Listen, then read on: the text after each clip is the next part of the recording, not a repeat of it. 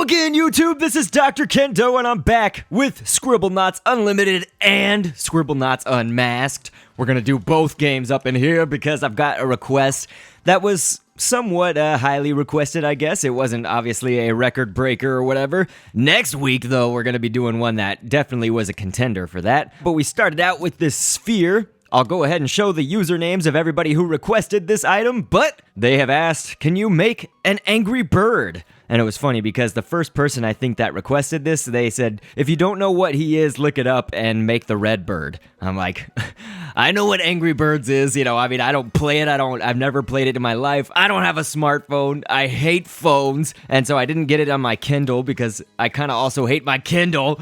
And basically, most touchscreen tablet things I hate, except for the Wii U. That's like the first tablet thing that I've really adopted with open arms, because for me it actually is very easy to control, not hard to like type in things. My fingers aren't hitting crap that I don't mean to hit, and lots of other things. So yes, along with the sphere, we've done some dots for the eyes, so you just type in dot. My absolute favorite object in this game, completely my favorite, is dot. And so then we use the hemisphere shape for the Angry Bird's stomach right there. That's gonna definitely need some adjustments. Probably all of this is gonna need some adjustments kind of on the back end of things. Now there's a number of ways you can do this beak, and I don't think that this is actually the best one. I'm just gonna try it for right now, mostly because I just wanna see if I can get away with only using one item for the beak instead of two items. Probably it's gonna come down to two, just using the hemispheres or whatever for that, but here's the beak temporarily. We'll see what that looks like when it's all kind of finished. You can actually do the top of the head. He has these, the red Angry Bird has these two little feathery things on the top of his head. So yes, there are numerous ways to do the feathers on his head. I'll go ahead and show a different way in the Scribblenauts Unmasked version of this character, but just for this one I used a wing, and we're basically just showing the top two little feathers right there. And for his eyebrows, this shape is just so perfect. You know, I Google image everything that I'm, you know, creating, and that's kind of how I get a look here while I'm creating something, just so I can try to spot check things and where exactly parts of the character go. And these eyebrows, the headband is such a perfect shape. I mean, my gosh, could it be any better? We're also going to use the headband for its little tail. It's got this tiny little tail with, I guess, 3 little tail feathers. So we're going to make those also with headbands, and you just shrink them and move them to the back right there. So it's starting to come together, but again, you know, I'm not so sure about the beak. We're going to see once things are kind of done here. The red bird actually does have these little, I guess, freckles or spots or something. It's just, you know, this ornamentation or whatever. We're going to use an oval for the first one. It's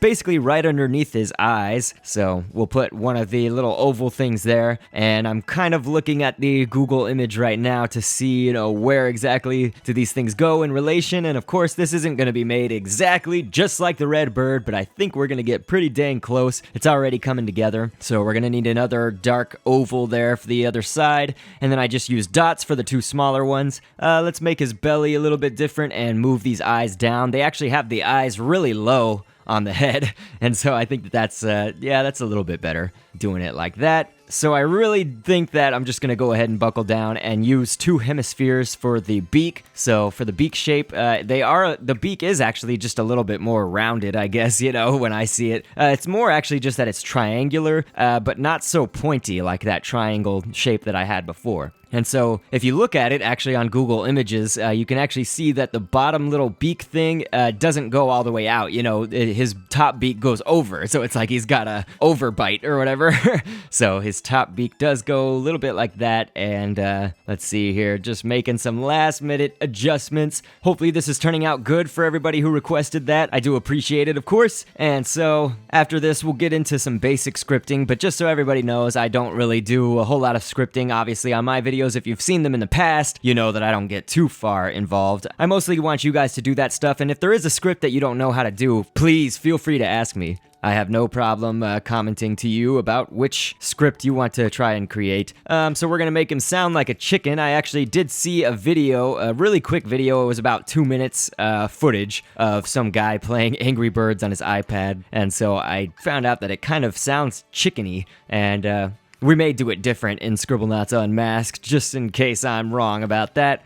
But again, you guys can edit these things. I mostly want to go for the appearance and whatnot, and so I'm going to just make it just basic scripts that he wants to attack pigs, because I guess the thing about, oh yeah, farm animals, I can't really do pig. You have to do very general themes and stuff whenever you're doing these scripts. So yes, we are naming it the Red Angry Bird, and I gotta make sure I put this object as alive. Often I have forgotten that when I'm creating objects and whatnot for living objects. So let's pick him up, and really we should try to throw it, but I'm gonna pull out an angry green, huge, strong pig. I only did that just because I don't want to kill it in like 2 hits or something. Oh gosh, that didn't throw it very far at all, did it? I think when an object is living like this, it doesn't really throw as far, because I guess when it's hovering like that, it flies like right as you throw it, so that kind of affects it a little bit. So, oh, this chimp, I didn't even notice that. This chimp has been getting pissed. I guess the pig went and got that chimpanzee kind of angry. That's actually a chimpanzee that's in the level already, so, that's not something I put out here, as well as all these other birds around. I thought this would be appropriate. I mean, we're doing the angry birds, right? So there's all these birds flying around, and so this pig is scared. Oh boy. So yes, that's the Red Angry Bird. I think it looks pretty good. Hopefully you guys agree. And so if you want kind of a comparison, here's, if you have a sphere, you can throw those pretty far. But the living Angry Bird, it just doesn't work the same, unfortunately. So thanks, of course, for checking that out. But while we're doing the Scribblenauts Unmasked version, the only thing I'll say is that I'm going to use a teardrop for the feathers on his head. And that'll be one of the main differences, of course. But yes, just some background for the characters. I do like to read background on usually the characters that I'm doing. So, of course, the leader of the flock, the Red Angry Bird, was first introduced actually in 2009. And this is the primary bird character used in marketing to promote the series, from what I observe. Red is actually a desert cardinal, and he's the first bird used in the game. Apparently, he's appeared as a playable character in every single version and every episode. To me, he looks really angry, as you'd expect, because, I mean, this is Angry Birds. But Red is apparently very responsible and eager, and he cares for the eggs. So that's pretty fascinating. But yes, to me, of course, I thought that he was kind of a nasty bird, kind of mean and stuff, because he looks angry. I mean, with it being Angry Birds and all, of course. So we're mostly sticking to kind of how it looked like in Scribblenauts Unlimited, except for the belly, I used yolk, the yolk from inside of an egg. So Y-O-L-K. And we're doing all the same scripts, really, just gonna make him attack farm animals and whatever. So here he is. And what did I not do? I didn't do see, you could throw it a lot farther when you don't make him a living, hovering being. So yes, that was our Scribblenauts Unmasked version of the game. But in the spirit of Angry Birds, look what else I've made in Scribblenauts Unmasked. We made one of the little pigs.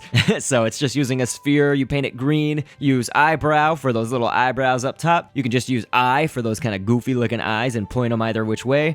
And that's just a series of dots for his nose right there. And there's actually 2 bear heads behind that sphere. And the head of those bears creates the 2 ears that you see back there. And so we had some other requests that weren't really requested by a lot of people, but they were still on the list. We actually had 2 people, I'll show the names right here, request Patapon. I hope I'm saying that right. Is it Patapon? Yeah, from a PSP game called Patapon. And I've never played this, never heard of this or anything like that. That's kind of typical with me, it seems like. Of course, most of the characters that I've created I have played and seen and whatever. And so it's got these little like Indian feathers or something on the top of its head, and so I'm just using an insect wing to represent those. I do like how this has turned out with those insect wings. It's really cool. And so basically I just started off with a kid, and you can use a circle or a sphere, it doesn't really matter. And then we've got this little donut shape, and the hole actually in the middle for that donut shape is just a little bit bigger. Perhaps that's where the Patapon's eyes are. I don't know anything about Patapon, but it's got skinny little arms and legs, and so we use this little like end of a mustache. It's in the general 29-page library. And then you just use little circles for the hands right here, and we're using this cat tail for the legs. And then we're gonna use these just generic arm and leg shapes for the feet right here, these tiny little feet. And so yes, paint everything dark black, except for that center donut-shaped eye part. Just make that white. So a pretty simple creation, of course. I hope you guys enjoy this one as well. Just a word to the wise with my series, something that just happens every now and then, not too often. I do receive comments from people who give me suggestions, of how they think something could have been done better or something like that. You can go ahead and leave those comments out. I don't really need to hear how it could have been done differently, because I basically make these according to my vision for the items. And of course, I try to, make it look like the actual item that, I'm creating, of course, the real life item. But, I'm happy with how my item creations turn out, and I get really fantastic comments that are, from the supportive subscribers who I just love so much, and they tell me things like, "You're the best creator on YouTube, Dr. Kendo," and that's really awesome of you guys to say that, and I'm so glad that you like these items. I will keep them coming, of course. So kind of just on an ending note, we had a request from somebody for a Gunblade and Bustersword, from Final Fantasy, and so it's actually, that was probably more challenging, I would say, to create something that looks a lot like it than even Charizard, honestly. And Charizard was pretty complex, but the Bustersword, you can just use the ultimate weapon, and it almost looks just like that. But then we had the Gunblade up top there, and I put on the little lion's head keychain type thing or whatever. It's on the chain down at the bottom. Just wanted to show that off real quickly, that I made those as well. But one final great positive piece of news and business is that my channel has almost reached the 1,000,000 mark for overall video views. You guys are amazing watching these videos so much that it's gotten to 1,000,000 views. And you know what? I only have, over 6,000 subscribers now. And so out of that, millions of people have been viewing my videos. That means that you guys are watching them multiple times. That means that they are showing up good in the searches. So I'm doing that right, which I'm always happy about. And a few other factors, like, you guys are sharing them on social media sites and things like that, which is really cool. I really appreciate that. That really helps out a lot. And so I'm going to wait to do a 6,000 subscriber special because I did exceed 6,000. I'm just going to wait until we are at 1,000,000 and I'll do a special video then. You guys can definitely make suggestions for that. I don't want suggestions about the items and stuff that I create, but definitely if you want to suggest an idea for a special video, a 1,000,000 view special video, I'm open to that. I will not guarantee that I'm going to do any of the ideas that are up there. I'm just saying that, if you want to kind of give a suggestion and maybe people upvote those comments and stuff, and or if people say the same suggestion multiple times and, that kind of works out good, then we could do that. But my thought is actually, I really want to get back to a question and answer video, and this is because I've picked up a lot of subscribers since the last time that I've ever done something like that. And so I'd really like to, of course, get to know what kinds of questions you guys want to know from me. So if we do go this route, I'll make another video kind of explaining more about it, but it would just be a question and answer style video where I can film myself answering you guys' questions, either about my personal life, my past life, and how I do things on the YouTube channel, my music, my voice acting, about my dog, my wife, any of that stuff. Of course, keeping the questions appropriate. But yes, if you would be down for that, of course you can let me know. But we will definitely be talking about this, and I will also poll the people on my social media pages. There's a lot of exclusive content on the Dr. Kendo social media, the Facebook and the Twitter pages. Definitely adds to the channel experience if you're down with Dr. Kendo commentaries. It definitely kind of throws in a new dynamic and stuff and gives you a little bit of extra, and sometimes behind the scenes or spoilers or things like that. So go like or follow over there and I'd appreciate it. And I'm sorry if this new Google Plus new comments system on YouTube ever makes it to where I can't reply to your comment, but I try to reply to everything because I am the reply guy, Dr. Kendo. So I'll catch you guys on the next vid, and thanks for viewing.